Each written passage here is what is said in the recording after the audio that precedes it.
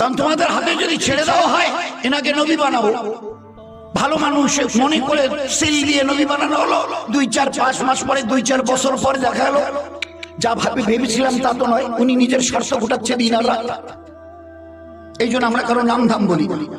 অপরের সমালোচনা আমাদের কাছে নেই, অপরের ক্রিটিসাইজ ইন আওয়ার ইসলাম, ইসলামে অপরের সমালোচনাকে হারাম করা হয়েছে, আত্মসমালোচনাকে ফরজ করা হয়েছে। How I will be a perfect one.